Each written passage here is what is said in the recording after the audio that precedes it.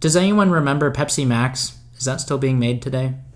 True North Reviews, True North Reviews, True North Reviews.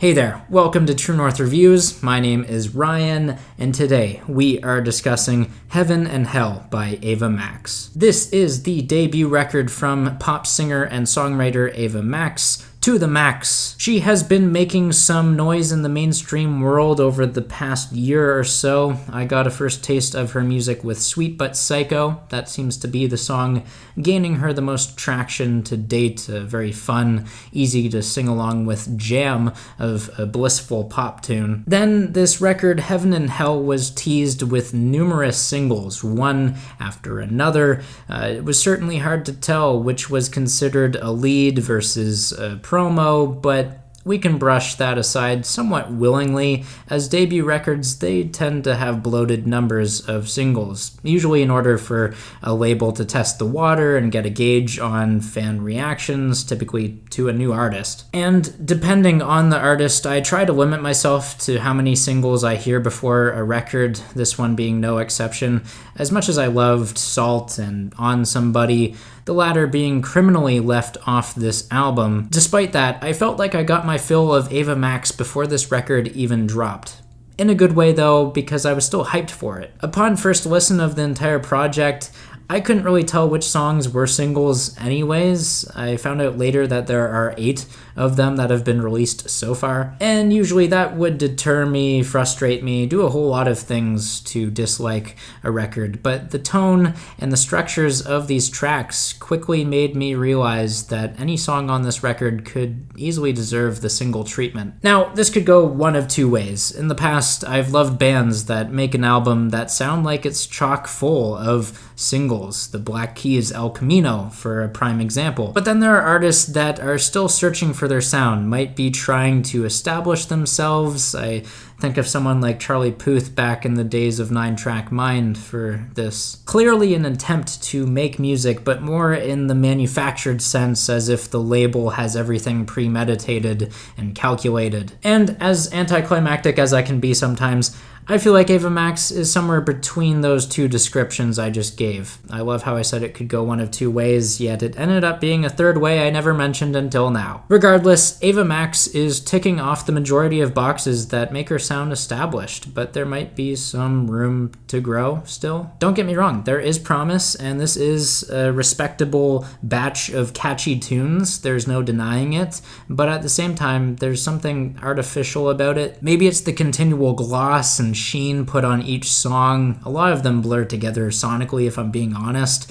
Picking them apart proves to be a challenge through the first couple listens. But many more later, thankfully, I've been able to pick out a handful of absolute gems. First, one of the more obvious picks for some might be Kings and Queens. I have to point this out now, but Sia. I hear Sia influencing the vocals on here, maybe a little more powerful, yet softer around the edges, if that makes any sense. Also, can't forget about the rat-a-tat-like guitar solo and outro, pretty fun and infectious. Now, I've already mentioned Sia just a brief moment ago, so let's talk about another song that sounds like Sia meeting Lady Gaga, and that song would be Born to the Night. It is like a love child between those two people. That wouldn't actually happen, but either way, the song's a smash. The production, especially on the vocals, phenomenal. Not meaning to undermine the performance, but damn. Moving along, if you're looking for the certified entertainment, look no further than OMG What's Happening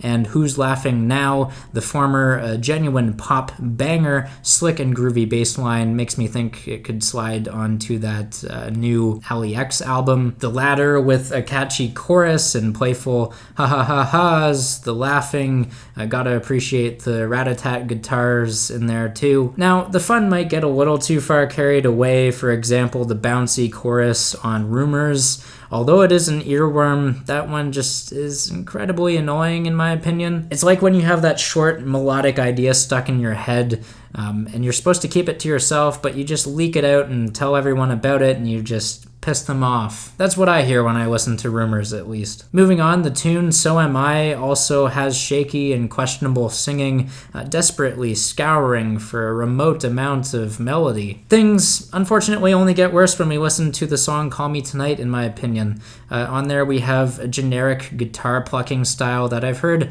on an endless number of pop songs over the past couple years, and we also have a pretty bland beat to go along with it too. Don't forget the underwritten hook, as well as the cliched, luxurious flexing of Bulgari and Versace. Normally, I don't mind that stuff, especially if something interesting is said about the brands, or if it calls to mind Ava Max specifically, as opposed to just any other rich celebrity. Now, with the mention of celebrities, we have to draw the comparisons to modern pop stars on Heaven and Hell. Something about this record sounds fitting for a Halloween setting. The track Take You to Hell in particular, with its menacing keys and the freakish vocal deliveries, I get a sense of Billie Eilish hidden in Ava, except packaged into a shinier and more danceable vibe. Even the vocal acrobatics on a cut like Belladonna have Ava in the same light as Ariana Grande. For the most part, I see no issues with the influences. After all, music can't exist without influences.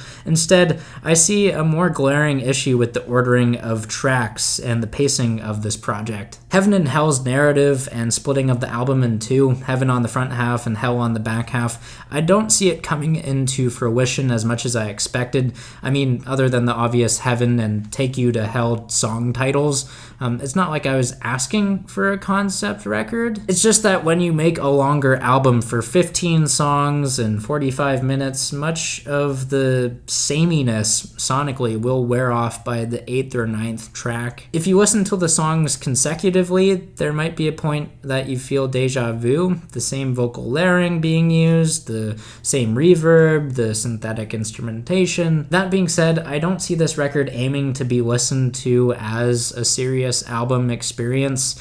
Probably much for the same reason why Salt and Sweet But Psycho were tacked on to the end of the record.